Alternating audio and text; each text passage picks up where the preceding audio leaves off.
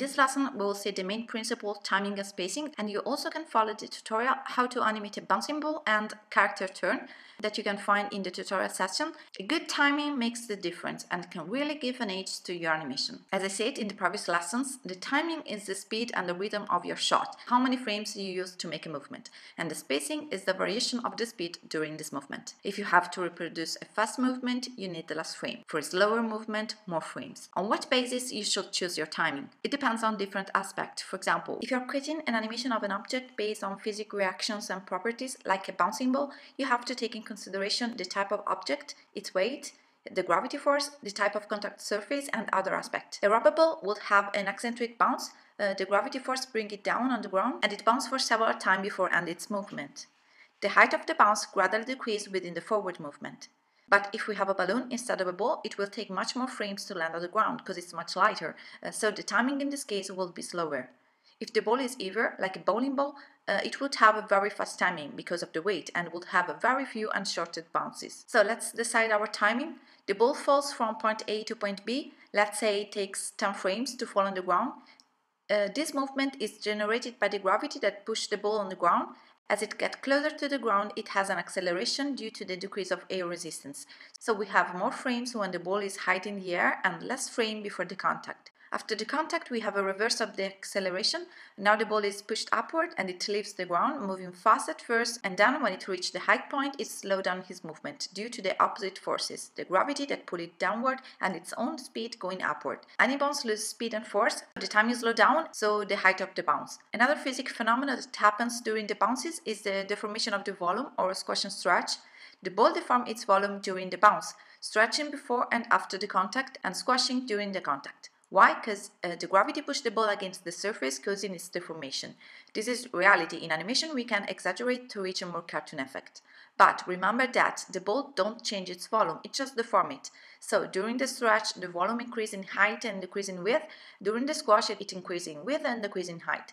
But keep in mind that not all the type of objects needs the squash and stretch. It depends on the object properties and material. A rubber ball can squash, an arc bowling ball doesn't squash. When the ball bounces moving forward, it follows an elliptical path in the air, an arc, that gives to the bounces a natural feeling. The forward movement starts linear and slows down in the last part before the ball stops its movement. But how apply timing and spaces to my character animation? As I said, the timing is the speed, but also the rhythm of your movement. In character animation, you have to consider the action you're going to tell, the character attitude, the character emotions, the accent of the dialogue, and other aspects. The choices of the timing is finalized to make the performance perfectly readable and interesting. That's why it's also important to don't create all the beats and accent at the same distance. Add variation in the timing and rhythm to make your animation more interesting. A good tip is to use a stopwatch to time yourself doing the shot, in order to have a realistic reference to start with and to see how your body reacts to different actions and how you reach a certain position or how fast you do it. Take your time to imagine the performance before start to animate.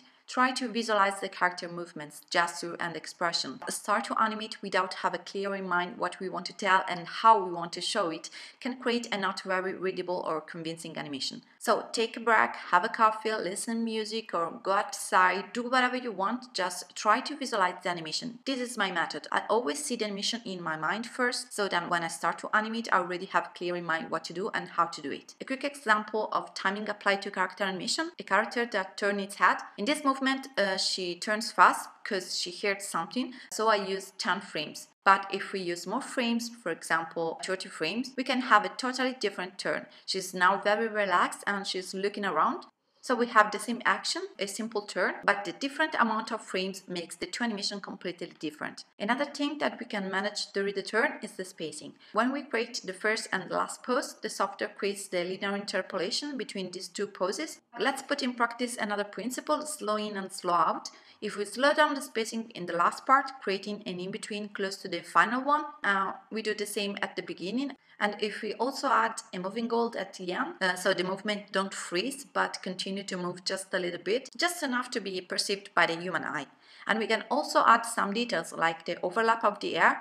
As you can see, the result is much better and the character is more alive. Let's do the same with the slower turn. At the beginning, we have just 2 poses and the linear interpolation. Then we had a breakdown pretty close to the first pose where she also makes enough blink. Then we had the slow in and slow out, the moving gold, and the air overlap. And now the 2 turns have a much more interesting spacing, slow, fast, slow, instead of linear, and this makes the character more alive and appealing. If you have more questions about timing and spacing, you can write a comment and I will try to answer you very quickly. Now you can watch the 2 tutorials, how to animate a bouncing ball and a character turn, and you can start to handle with timing and spacing.